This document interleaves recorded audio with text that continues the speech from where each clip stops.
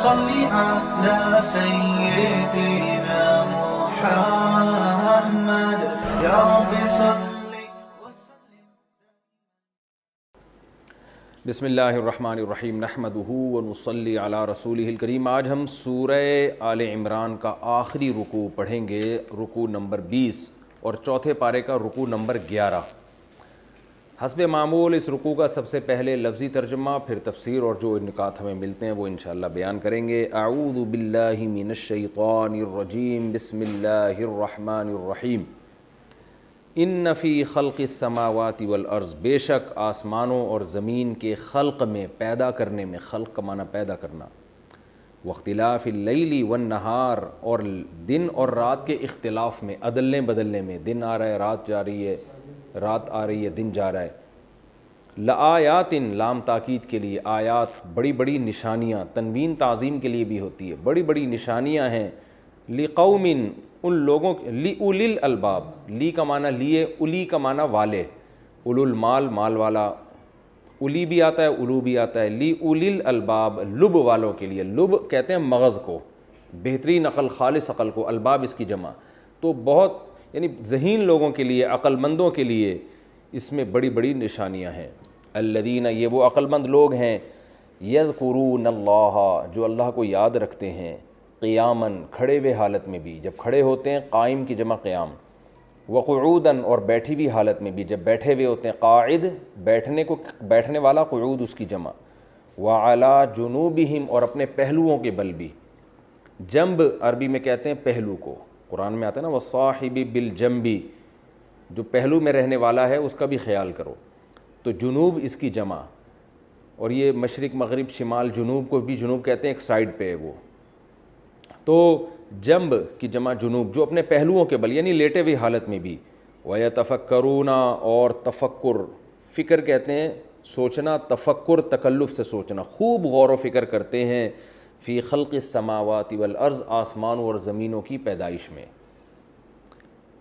ربنا، پھر کہتے ہیں، یقولون یہاں محذوف ہے، جب یہ غور کرتے ہیں تو پھر کیا کہتے ہیں؟ ربنا، اے ہمارے رب، ما خلقتا، نہیں پیدا کیا تو نے، ھذا، یہ سب کچھ، باطلا، بیکار، سبحانک، تو ہر عیب سے پاک ہے، فقینا، فا کا معنی تو، قی کا معنی بچا.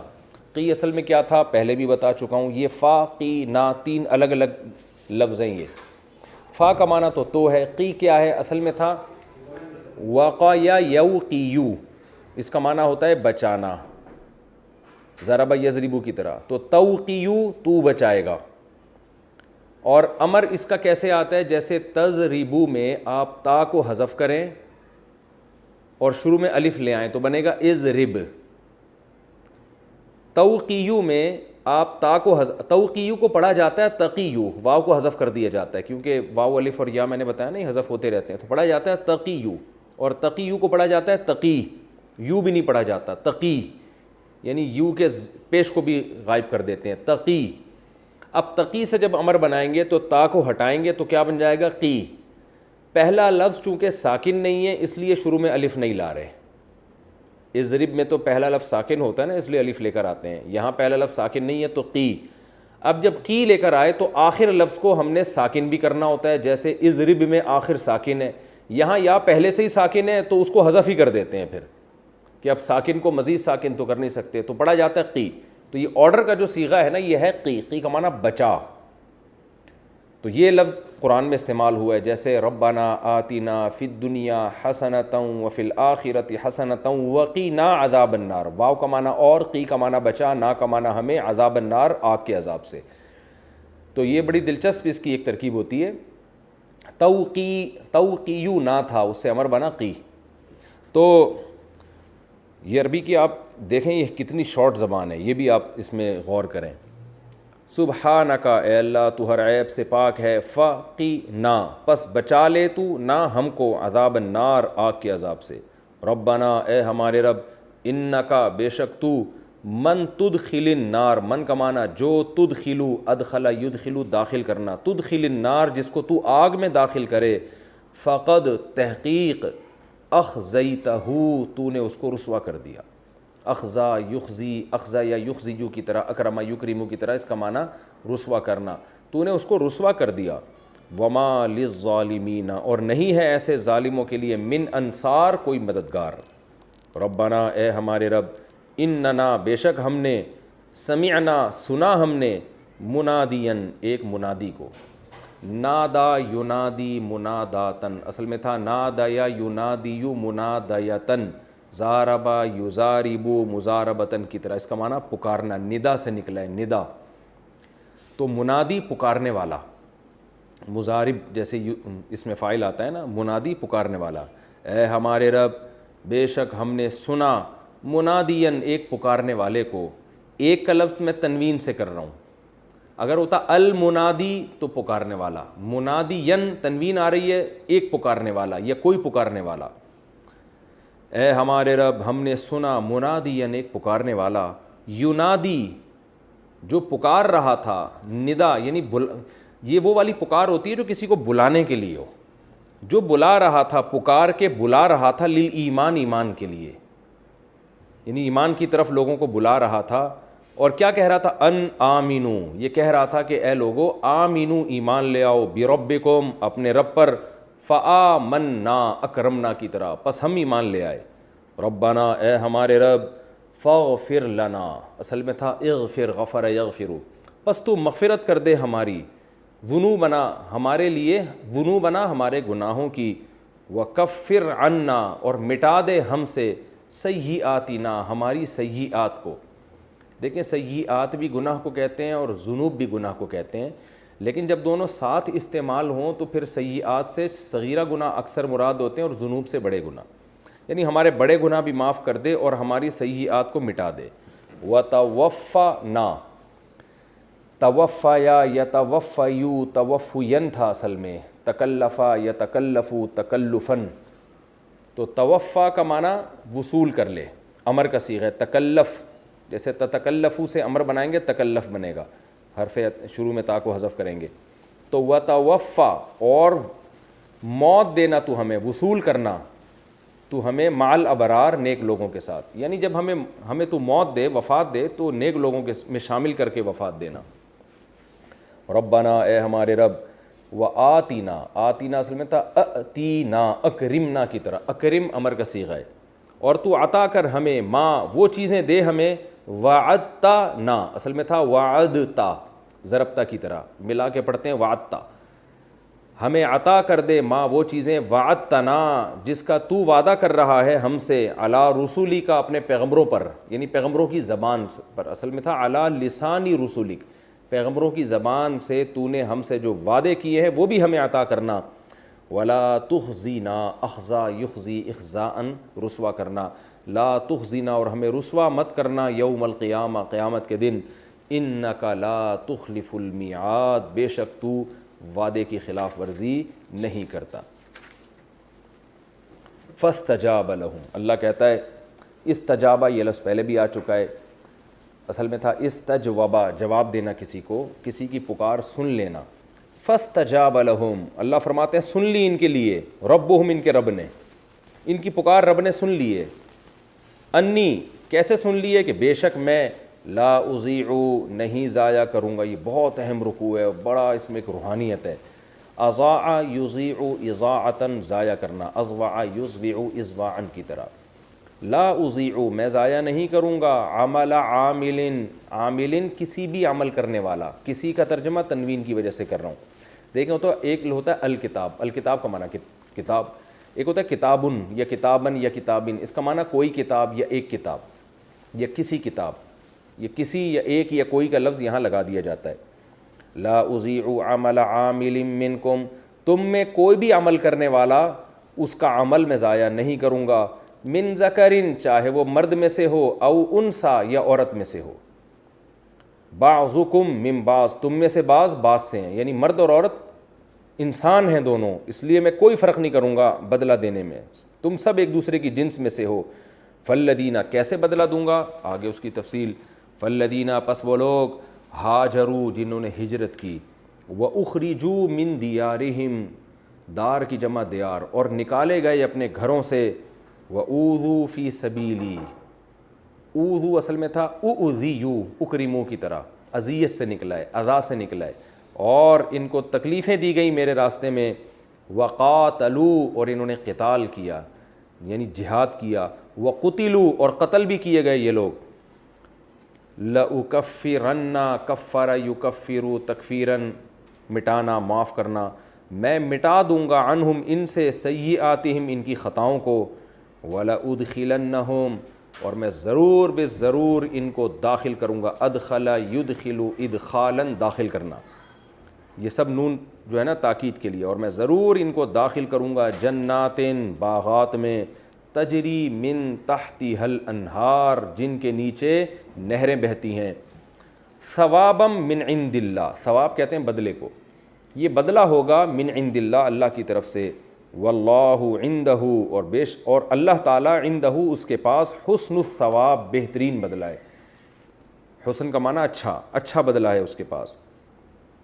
لا یغرنک غر یغر غرورن دھوکہ دینا، متاع الغرور ہے نا دنیا کے بارے میں آیا ہے، لا یغرن اصل میں تھا یغرورو اور نون تاکید کے لیے، تو لا یغرنک ہرگز دھوکہ نہ دے کا آپ کو، کیا چیز دھوکہ نہ دے، تقلب کہتے ہیں الٹ پلٹ ہونا، قلب سے نکلا ہے نا، قلب بھی آپ کا دل بھی الٹ پلٹ ہوتا رہتا ہے، تقلب یتقلب تقلبا تکلف یتکلف تکلفا کی طرح، تقلب الذین کفروا وہ لوگ جو کافر ہیں ان کا الٹ پلٹ ہونا، گھومنا پھرنا، انجوائے کرنا، فی البلاد شہروں میں، بلد کی جمع بلد شہر کو کہتے ہیں، جو زمین میں جو گھوم پھر رہے ہیں عیاشی کر رہے ہیں، یہ عمل آپ کو ہرگز دھوکے میں نہ ڈالے، متاع قلیل بہت تھوڑا سا سامان ہے یہ جو ان کو ہم نے دیا ہے، ثم پھر اس کے بعد مأواہم جہنم ان کا ٹھکانہ جہنم ہے، وبئس المہاد اور کتنا ہی برا ٹھکانہ ہے، مہاد اس بستر کو کہتے ہیں مہد جس پہ بچہ سوتا ہے، یعنی وہ بھی ٹھکانہ ہی ہے نا، تو ان کے رہنے کی جگہ کتنی بری ہے، لیکن الذین اتقوا لیکن وہ لوگ جنہوں نے تقوی اختیار کیا، ڈرے وہ لوگ ربہم اپنے رب سے، لہم جنات ان کے لیے باغات ہیں، تجری من تحتها الانہار جن کے نیچے سے نہریں بہتی ہیں، خالدین فیہا ان باغات میں یہ ہمیشہ رہیں گے، نزلاً نزل کہتے ہیں مہمان نوازی یا مہمانی، نزلاً یہ مہمانی ہوگی من عند اللہ اللہ کی طرف سے، وما عند اللہ اور جو کچھ اللہ کے پاس ہے، خیرٌ بہتر ہے، للابرار نیک لوگوں کے لیے، بر نیک آدمی کو کہتے ہیں، ابرار اس کی جمع، وَإِنَّ مِنْ أَهْلِ الْكِتَابِ اور بے شک اہل کتاب میں سے ایسے بھی ہیں، لمن لام تاکید کے لیے، من کا معنی جو، یؤمن باللہ جو اللہ پر ایمان لاتے ہیں، وما اور اس کتاب پر بھی، انزل الیکم جو اے نبی یا اے مسلمانوں تمہاری طرف نازل کی گئی ہے، وما اور ان کتابوں پر بھی، انزل الیہم جو ان کی طرف نازل کی گئی ہیں، خاشعین للہ اللہ کا خوف رکھتے ہوئے، لا یشترون بآیات اللہ ثمنا قلیلا اللہ کی آیات کے بدلے میں چند ٹکے نہیں خریدتے یہ لوگ، اولئک یہ ہیں وہ لوگ، لہم اجرہم کہ ان کے لیے ان کا اجر ہے، عند ربہم ان کے رب کے پاس، ان اللہ بے شک اللہ تعالیٰ سریع الحساب بہت جلد حساب لینے والا ہے، سرعت جلدی کو کہتے ہیں، سریع جلدی کرنے والا، یا ایھا الذین آمنوا اے لوگو جو ایمان لائے ہو، اصبروا صبر کرو، وصابروا دشمن کے مقابلے میں بھی صبر کرو، صابرا یصابروا مصابرتن کسی کے مقابلے میں صبر کرنا یعنی دشمن سے زیادہ صبر کرو، ورابطوا اور اپنی سرحدوں کو مضبوط کرو، رباط سے نکلا ہے یہ لفظ، رابط یرابط مرابطتاً اور رباطاً، جیسے قاتل یقاتل مقاتلتاً اور قتالاً، تو رباط کہتے ہیں اصل میں سرحد پہ گھوڑے باندھ کے تیار رکھنا، تو یہاں گھوڑے مراد نہیں بلکہ اپنی بارڈر کی حفاظت، یعنی کنایہ ہے یہ کہ اپنی سرحدوں کی حفاظت کرو، واتقوا اللہ اور اللہ سے ڈرو، لعلکم تفلحون تاکہ تم کامیاب ہو جاؤ۔ یہ جی سورہ آل عمران کا آخری رکوع تھا اور اس کا لفظی ترجمہ ہم نے آپ کے سامنے پڑھا ہے مختصر گرامر کے ساتھ، اب انشاءاللہ اس کی تفسیر پیش ہوگی، بہت اہم رکوع ہے اور آخری ہے، تو اس کا مضمون بھی بالکل خلاصے کے طور پر ہے، پوری سورت کا خلاصہ، اس میں بہت ساری باتیں آئیں، یہود و نصارہ سے مکالمے آئے، عیسائیوں سے مناظرے کا تذکرہ ہوا، پھر اللہ نے بتایا کہ ہم نے اہل کتاب پر کیا کیا احسانات کیے، عیسیٰ ابن مریم اللہ کے رسول ہیں، اللہ کے بیٹے نہیں ہیں، یعنی زبانی دلائل سے بھی بات ہوئی، مناظرہ جسے کہا جاتا ہے، مباہلہ جسے کہا جاتا ہے وہ بھی ہوا، پھر غزوہ احد میں مشرکین سے جو لڑائیاں ہوئیں، جو میدان جنگ میں لڑائی جسے کہا جاتا ہے، اس کا بھی تذکرہ ہوا۔ تو ہر طرف سے دلائل اللہ نے دیے۔ اس آخری رکوع میں اللہ تعالیٰ یہ بتا رہے ہیں کہ اسلام کی حقانیت اور اللہ کے وجود اور اللہ کی توحید کو ماننے کے لیے ہم نے اس کائنات میں بہت سارے دلائل رکھ دیے۔ دنیا میں دو قسم کے لوگ ہیں، ایک وہ جو اس کائنات کی چیزوں سے فائدہ تو اٹھاتے ہیں مگر اس کائنات کی بنی ہوئی چیزوں سے خالق کی طرف پہنچنے کی کوشش نہیں کرتے، اور دوسرے وہ لوگ ہیں جو اس کائنات کی بنی ہوئی چیزوں سے فائدہ بھی اٹھاتے ہیں لیکن وہ یہ غور بھی کرتے ہیں کہ یہ سب کیوں بنا ہے۔ دنیا میں کوئی ایسا نہیں ہوتا، دنیا میں کوئی عقل مند کہ وہ بلا وجہ کسی چیز کو بنائے، یعنی اس کائنات پہ غور کر کے وہ اس نتیجے پر پہنچتے ہیں کہ یہ خود نہیں بنی ہے، اس کو کسی نے بنایا ہے، ورنہ اتنی زبردست خوبصورت مینجمنٹ نہ ہوتی۔ اور بنانے والے نے بے مقصد نہیں بنایا، کیونکہ بنانے والا اتنا عالی شان، وہ ایسے ہی کیسے بنا سکتا ہے کہ بس بنا دیا اور مارنے کے لیے بنایا اور مر کے مٹی ہو کے ختم ہو جاؤ اور یہ کائنات بھی ایک دن ختم ہو جائے گی، کوئی مقصد نہ ہو۔ تو یہ نہیں ہے، یقیناً اس کائنات کا کوئی مقصد ہے، اور وہ مقصد کیا ہے بنانے والا ہی بتائے گا۔ وہ مقصد ہے انسان کی آزمائش، اور جب انسان کی آزمائش مقصد ہے تو ایسا ہو نہیں سکتا کہ کسی کو آزمایا جائے اور آزمائش کے بعد کامیابی اور ناکامی کا اعلان نہ کیا جائے۔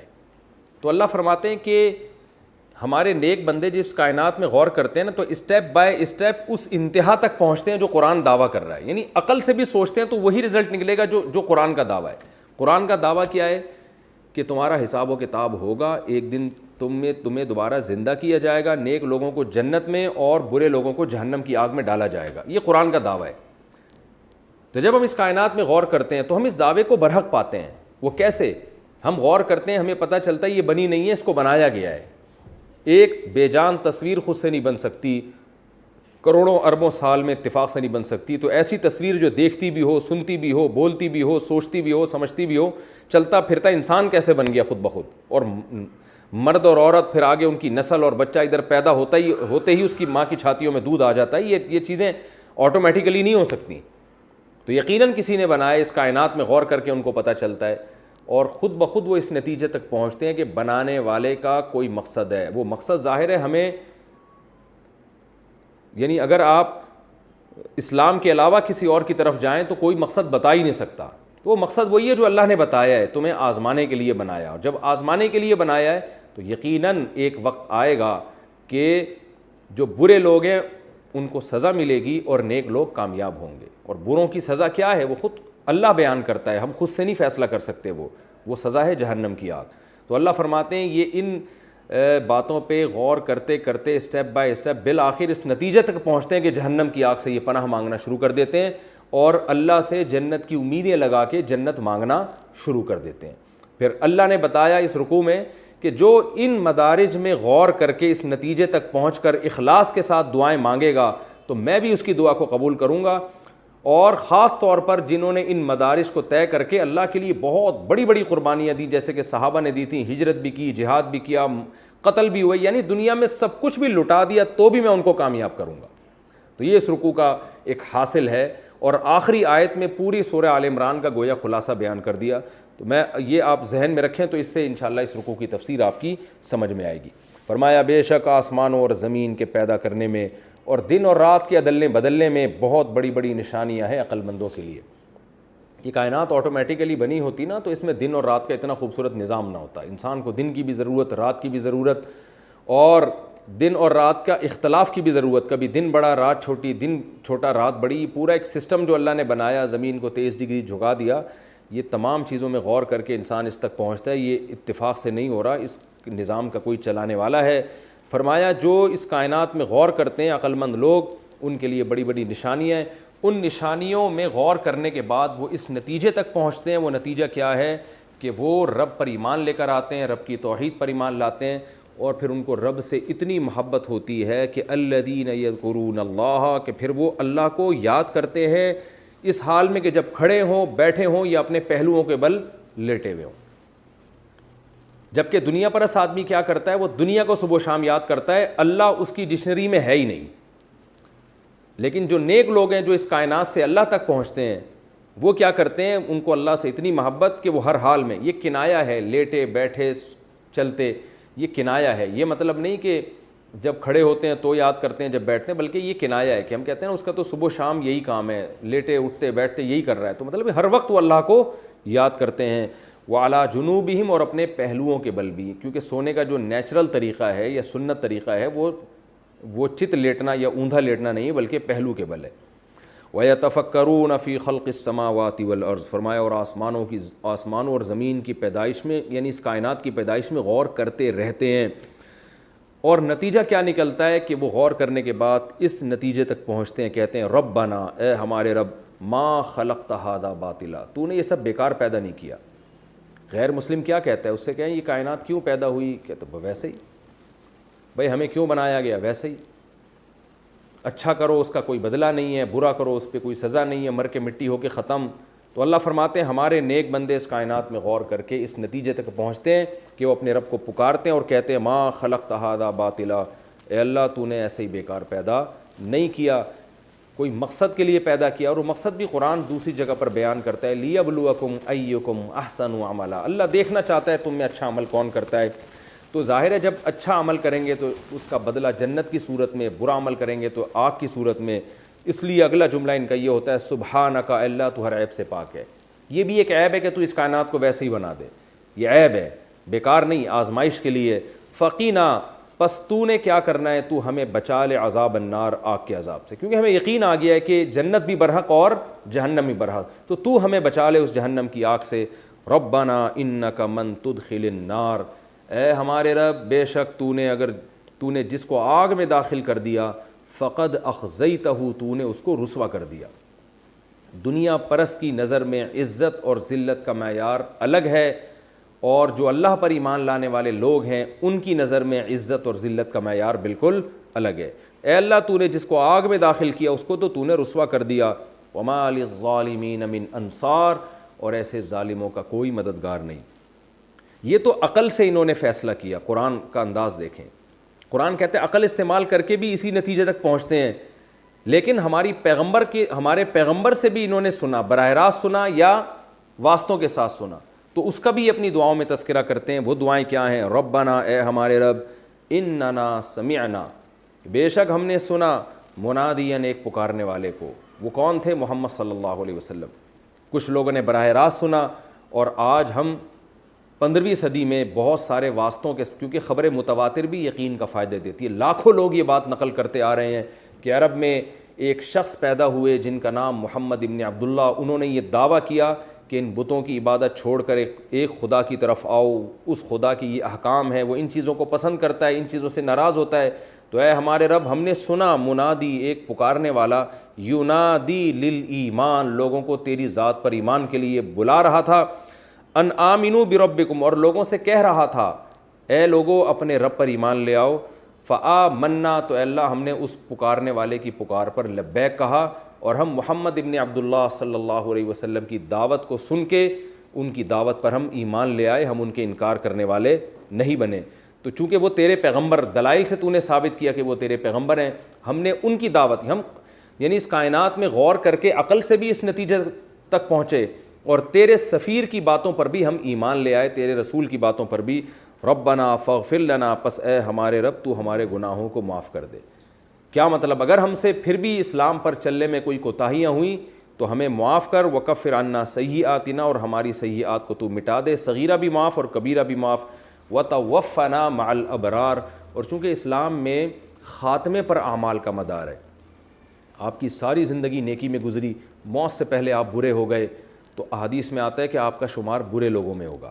آپ کی ساری زندگی گناہوں میں گزری, موت سے پہلے توبہ کر کے آپ نیک بن گئے تو آپ کا شمار جنتی لوگوں میں ہوگا. اس لیے دعا میں ہم سے یہ الفاظ کہلوائے جا رہے ہیں کہ یوں ہمارے نیک بندے کہتے ہیں وَتَوَفَّنَا مَعَ الْأَبْرَارِ, اے اللہ ہمیں موت دے نیک لوگوں کی فہرست میں شامل کر کے. جب ہم مریں تو اللہ کہے کہ نیک آدمی دنیا سے گیا ہے, فرشتے کہیں کہ نیک آدمی دنیا سے گیا ہے, لوگ کہیں کہ ایک پرہیزگار انسان دنیا سے گیا ہے. موت ہماری اچھی ہونی چاہیے. ربنا وآتنا, اور اے اللہ تو ہمیں عطا کر, ماں وہ چیزیں وعدتنا علی رسولک جس کا تو نے اپنے پیغمبروں کی زبان سے ہم سے وعدہ کیا ہے. کیونکہ ہم دنیا میں روزے رکھ رہے ہیں, نمازیں پڑھ رہے ہیں, عورتیں پردہ کر رہی ہیں, ہم شرک سے توبہ کر رہے ہیں, ہم توحید پہ زندگی گزار رہے ہیں, ہم اسلام پہ قائم ہیں, اس امید پر کہ تو ہمیں آخرت میں اپنی جنت اور بہشت میں داخل کرے گا. تو ہم تجھ سے یہ دعا کرتے کہ اپنے پیغمبروں کی زبان سے تو نے ہم سے جو وعدے کیے ہیں کل قیامت کے دن ہمیں وہ چیزیں عطا کرنا. ولا تخزنا یوم القیامہ, اور قیامت کے دن ہمیں رسوا مت کرنا. انک لا تخلف المیعاد, بے شک تو وعدے کی خلاف ورزی نہیں کرتا. اللہ فرماتے ہیں جو ان دلائل پہ غور کرنے کے بعد اس نتیجے تک پہنچیں گے اور ان کے دل کی یہ پکار ہوگی تو اللہ نے دنیا میں ان کو خوشخبری دے دی. فاستجاب لہم, اللہ نے ان کی پکار سن لی ہے. کیسے سن لی ہے؟ انی لا اضیع عمل عامل منکم, اللہ فرماتے ہیں میرا تو یہ قاعدہ ہے کہ میں کسی بھی عمل کرنے والے کے عمل کو ضائع نہیں کرتا. تو میرا تو یہ قاعدہ ہے, تو لہذا اسی قاعدے کی روح سے جو یہ اس جذبے سے دعا مانگے گا میں اس کی دعاؤں کو قبول کروں گا, کیونکہ میں کسی عمل کرنے والے کے عمل کو ضائع نہیں کرتا. قیامت تک کے لیے میرا اصول ہے من ذکر او انثی, چاہے وہ مرد ہو یا عورت. دیکھیں قرآن ہر جگہ مرد اور عورت کے فرق کو واضح نہیں کرتا.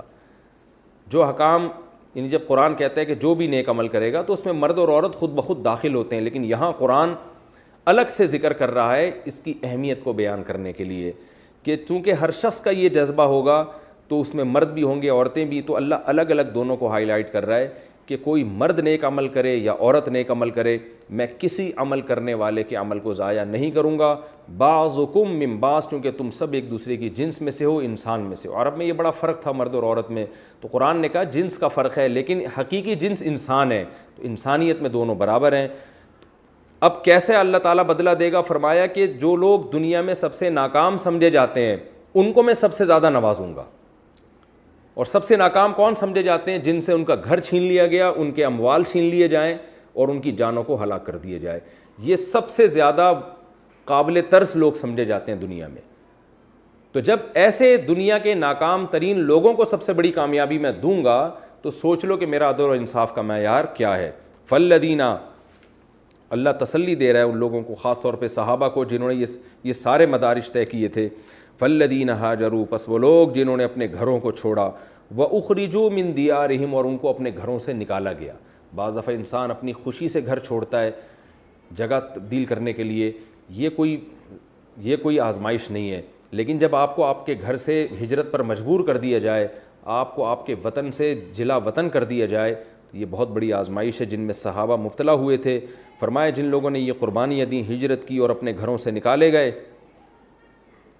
وَأُوذُوا فِي سَبِيلِي, اور میری راستے میں ان کو تکلیفیں دی گئیں, وَقَاتَلُوا, اور میرے راستے میں وہ لڑے جیسے کہ بدر اور احد میں, وَقُتِلُوا, اور قتل کر دیے گئے, لَأُكَفِّرَنَّ عَنْهُمْ سَيِّئَاتِهِمْ, ان کی خطاؤں کو میں مٹاؤں گا, معاف کروں گا, وَلَأُدْخِلَنَّهُمْ, اور ضرور ان کو میں داخل کروں گا, جنات, باغات میں, تجری من تحتها الانہار, جس کے نیچے نہریں بہتی ہوں گی, ثوابا من عند اللہ, اور یہ سب کچھ اللہ کی طرف سے بدلہ ہوگا, واللہ عندہ حسن الثواب, اور اللہ کے پاس بہترین بدلہ ہے. رہا مسئلہ ان کافروں کا جو اللہ کی نشانیوں میں غور کر کے اللہ تک نہیں پہنچتے, بس اسی دنیا کی عیاشیوں میں لگ گئے ہیں اور عیش و عشرت والی زندگی گزار رہے ہیں. ان کے بارے میں قرآن کہتا ہے لا یغرنک تقلب الذین کفروا فی البلاد, اے مخاطب ان کافروں کا شہروں میں گھومنا, زمین میں گھومنا اور عیش و عشرت والی زندگی گزارنا, یہ تمہیں دھوکے میں نہ ڈال دے یہ چیز. متاع قلیل, یہ دنیا کے تھوڑے دنوں کا نفع ہے. ثم مأواہم جہنم, پھر ان کا ٹھکانہ جہنم کی آگ ہے. وبئس المہاد, اور بہت برا ٹھکانہ ہے وہ. لیکن وہ لوگ جو اپنے رب سے ڈرتے ہیں, لاکن الذین اتقوا ربہم, پھر اللہ نے جنت کا دوبارہ تکرار کیا. جو اپنے رب سے ڈرتے ہیں اور گناہ, یعنی ظاہر ڈرنے کا مطلب گناہ چھوڑتے ہیں, لہم جنات تجری من تحتها الانہار, ان کے لیے باغات ہیں جن کے نیچے نہریں بہتی ہیں, خالدین فیہا, جس میں وہ ہمیشہ رہیں گے, نزلا من عند اللہ, یہ اللہ کی طرف سے مہمانی ہوگی ان کی, وما عند اللہ خیر, اور جو کچھ اللہ کے پاس ہے بہتر ہے للابرار, نیک لوگوں کے لیے, یعنی اس دنیا سے کروڑہ گنا بہتر ہے وہ. اب چونکہ اس سورہ آل عمران میں اہل کتاب سے بہت بحث ہوئی ہے, بہت مناظرے ہوئے ان سے اور ان کا بہت تذکرہ ہوا. تو اس لیے قرآن اہل کتاب کے مضمون کو ان آیتوں پہ ختم کرتا ہے کہ اہل کتاب میں سارے ایک جیسے نہیں ہیں, ان میں کچھ اچھے لوگ بھی ہیں جو تورات پر بھی ایمان رکھتے ہیں, انجیل پر بھی اور قرآن پر بھی. تو ایسے لوگوں کو اللہ ان کا بدلہ دے گا, چونکہ اسلام میں نسل پرستی نہیں ہے کہ چونکہ وہ اہل کتاب ان کی اولادوں میں ہے تو وہ ان کو ایمان لانے کا فائدہ نہیں ہوگا. اللہ فرماتے ہیں ایسا نہیں ہے. وَإِنَّ مِنْ أَهْلِ الْكِتَابِ, اہل کتاب میں سے کچھ ایسے بھی ہیں جو اللہ پر اور ان کتابوں پر ایمان لاتے ہیں جو آپ کی طرف, اور ان کتابوں پر بھی جو ان کی طرف نازل کی گئیں, خاشعین للہ, اللہ سے ڈرتے بھی ہیں, لا یشترون بآیات اللہ ثمنا قلیلا, اور اللہ کی آیات لوگوں کے سامنے کھول کے بیان کرتے ہیں, ان میں تحریف نہیں کرتے, ان آیات کے بدلے میں لوگوں سے چند ٹکے نہیں خریدتے. اولئک لہم اجرہم عند ربہم, ان کے ہاں رب کے نزدیک ان کا اجر ہے, بے شک اللہ بہت جلد حساب لینے والا ہے. اور آخری آیت جو سورہ آل عمران کی, وہ پورا گویا آل عمران کا خلاصہ بیان کیا. وہ خلاصہ کیا ہے کہ اہل کتاب سے تمہارے مناظرے بھی ہو رہے ہیں اور احد میں تمہاری جنگیں بھی ہو رہی ہیں, تو اس کے لیے تمہیں صبر سے کام لینا پڑے گا. اور صبر بھی نہیں بلکہ دشمن بھی تو کچھ نہ کچھ صبر کر رہا ہے, وہ بھی تو تم سے لڑ رہا ہے, تو تمہارا صبر دشمن کے مقابلے میں زیادہ ہونا چاہیے. اور تیسری چیز, تمہیں اپنی سرحدوں کی بھی حفاظت کرنی پڑے گی, جس کو رابطوں میں ذکر کیا, کیونکہ احد کی لڑائی بھی ہوئی تھی. تو سرحد کی حفاظت ظاہری طور پر بھی اور معنوی بھی.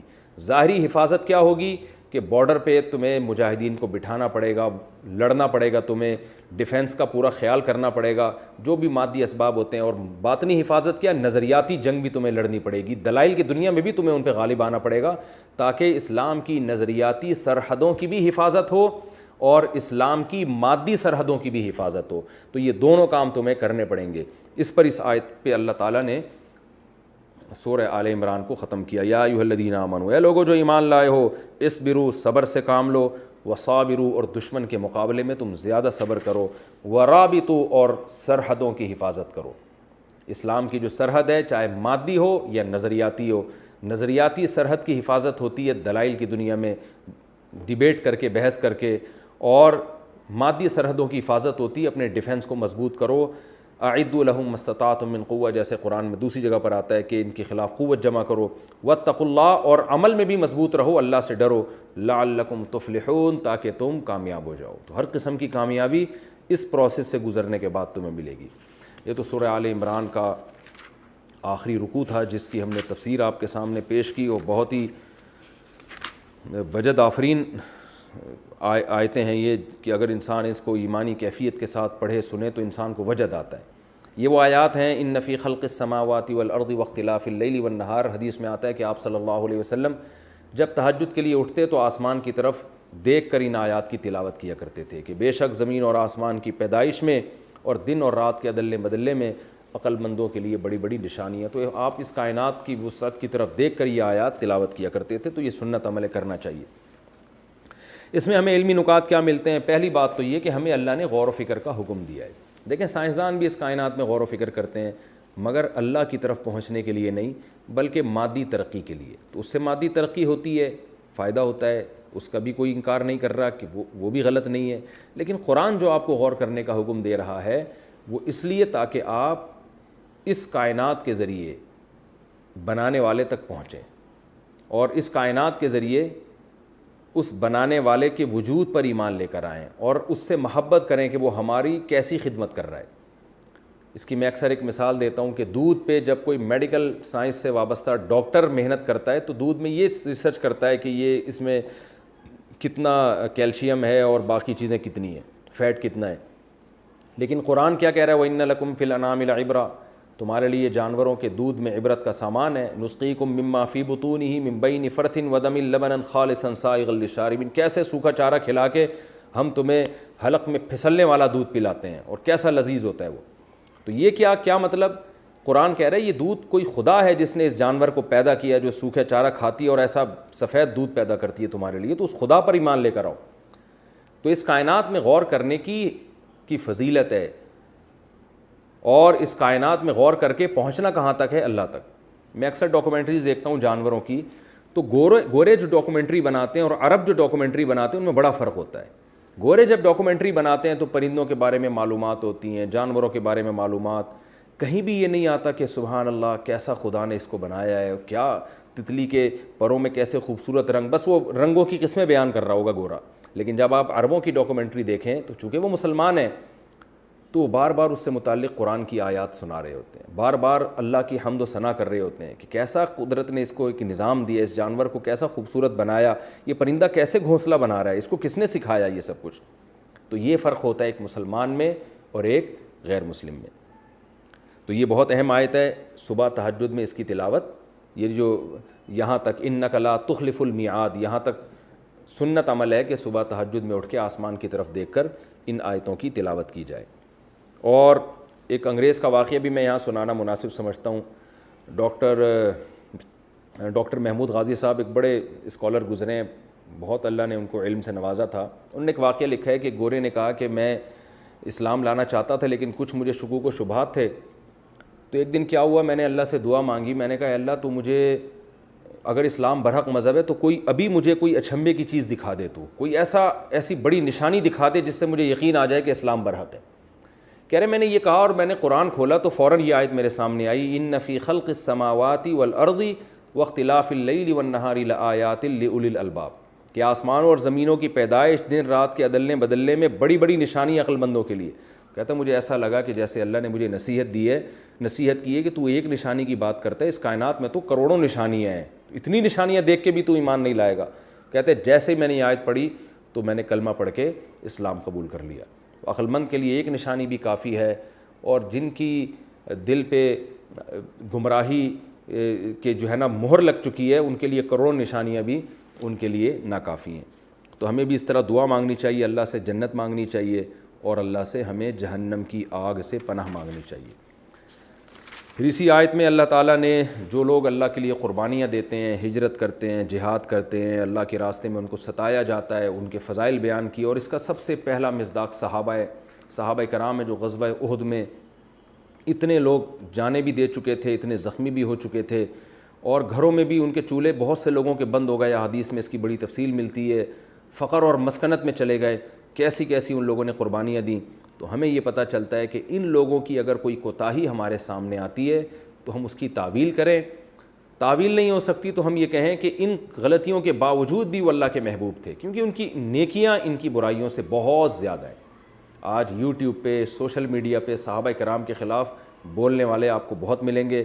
بس 5-6 صحابہ جو اہل بیت میں سے ہیں ان کو مستثنیٰ کیا ہوا ہے، باقی ہر ایک کے اعمال میں وہ عیب تلاش کرتے ہیں. یہ لوگ اسلام کے ساتھ مخلص نہیں ہیں، یہ اللہ کے محبوب لوگ نہیں ہیں. ہم تمام صحابہ سے جو بھی نبی کے ساتھ دیا، جن لوگوں نے بھی، ہم ان سب سے محبت کو ایمان کا حصہ سمجھتے ہیں. اور ان آیات میں اس کی بھی اہمیت بیان کی گئی کہ کبھی بھی اللہ کے دشمنوں کی ترقی دیکھ کر ہمیں دھوکے میں نہیں آنا چاہیے. متاع قلیل، یہ دنیا کا تھوڑا سا سامان ہے جو ختم ہو جائے گا. اور آخر میں یہ جو اللہ نے حکم دیا کہ اپنی سرحدوں کو مضبوط کرو، صبر سے کام لو، نظریاتی سرحدیں بھی اور مادی سرحدیں بھی یہ محفوظ ہونی چاہیے. اس کو بھی ہمیں فوکس کرنے کی ضرورت ہے. آج مسلمانوں کا ڈیفنس کمزور ہو چکا ہے، طاقت اختیار کرنے کا اللہ نے ہمیں حکم دیا. اللہ تعالیٰ ہمیں سمجھنے کی، عمل کی توفیق عطا فرمائے. سورہ آل عمران ختم ہو گئی. اب انشاءاللہ اگلے ایپیسوڈ میں ہم سورہ نساء شروع کریں گے، اور سورہ نساء جو ہے وہ اس کا پہلا رکوع ہوگا، اور سورہ اور چوتھے پارے کا، ایک مجھے ذرا یہ پڑھنے دیں،